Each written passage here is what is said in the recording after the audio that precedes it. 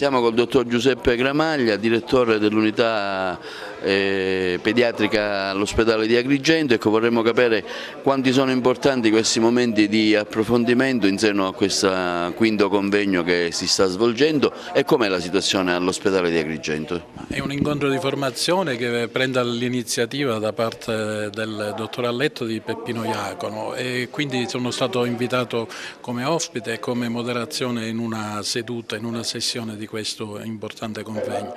Il messaggio che ti posso dare alla domanda per quanto riguarda la situazione del problema gastroenterologico, abbiamo assistito alla bellissima relazione che ha fatto il professor Nobili del Bambino Gesù di Roma a proposito dell'obesità.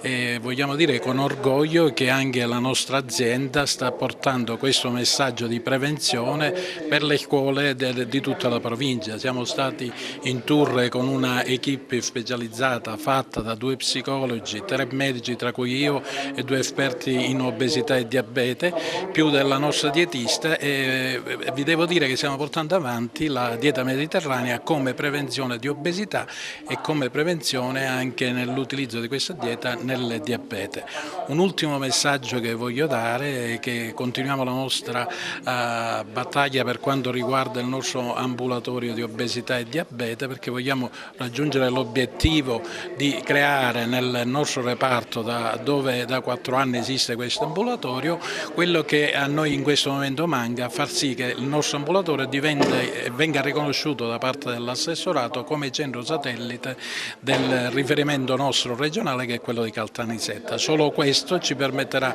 di prescrivere i presidi che in questo momento purtroppo costringiamo i nostri bambini diabetici a recarsi al centro di riferimento di Caltanissetta, e questa secondo me è una cosa ingiusta e che deve essere al più presto evitata.